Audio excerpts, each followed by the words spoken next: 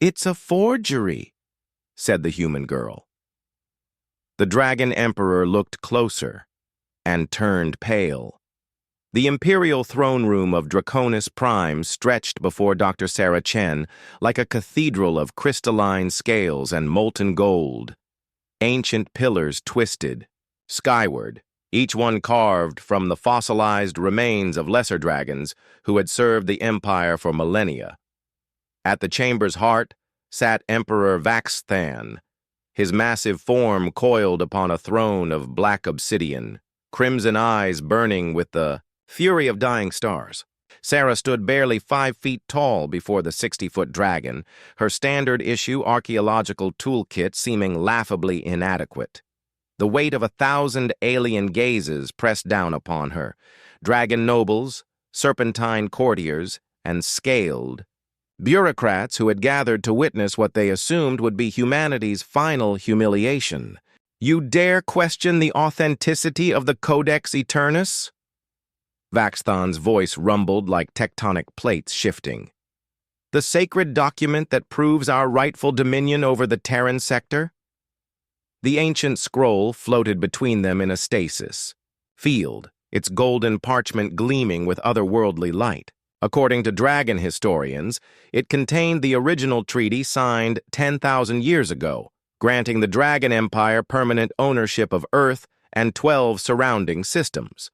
The document had surfaced just as humanity's colonial expansion reached critical mass, perfectly timed to halt human progress through legal channels rather than warfare.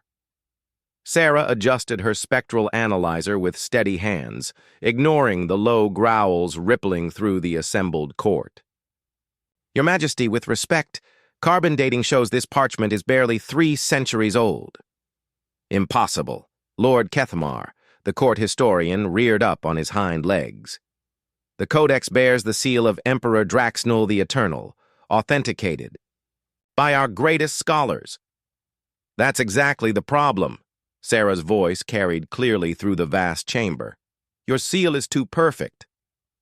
A dangerous silence fell. Emperor Vaxthan's massive head descended until his burning eyes were level with the human girl. "Explain." Sarah activated her holographic display, showing microscopic details of the seal. "Draxnul ruled 10 millennia ago, correct? Before the invention of molecular printers, before nano-etching technology. Yet this seal shows precision down to the atomic level, something impossible to achieve with ancient tools." The dragon nobles shifted restlessly, scales rasping against stone. Sarah continued, her confidence growing. "Moreover, the ink composition includes synthetic polymers that weren't invented until your third industrial revolution, roughly 400 years ago. And the parchment fibers? They're from Kepler 442b palm trees, a species that didn't exist until your botanical engineers created them in 2847. Emperor Vaxthan's scales began to pale from deep crimson to sickly bronze. "These could be preservation techniques." "No, Your Majesty." Sarah pulled up another display. "I've analyzed the molecular structure. This isn't aged material that was preserved. This is new material artificially aged using chronofield manipulation, a technology your empire only developed 2 centuries ago to restore damaged artifacts." The court erupted in hisses and roars of outrage, but Sarah pressed on. "But here's the real proof." She zoomed in on a section of text. "This passage here, claiming dominion over the Terran sector, including the blue world of water and the red world of iron.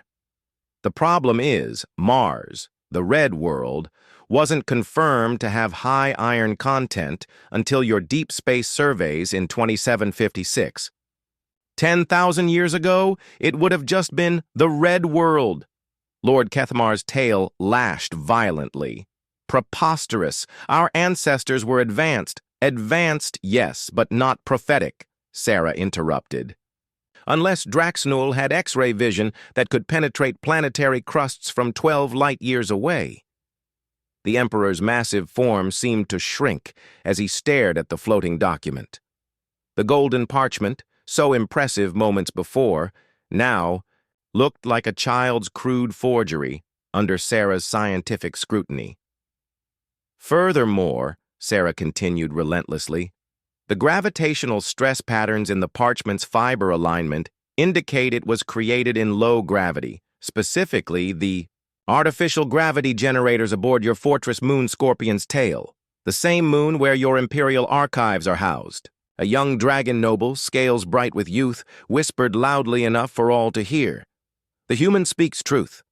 I assisted in the archival project myself, though I thought we were merely restoring damaged sections. Emperor Vaxthan's roar shook the throne room. Silence! But his voice cracked like breaking stone. The ancient ruler who had terrorized 100 systems looked suddenly, devastatingly old. Sarah stepped forward, no longer the humble academic, but the representative of a species that had built their civilization on the pursuit of truth.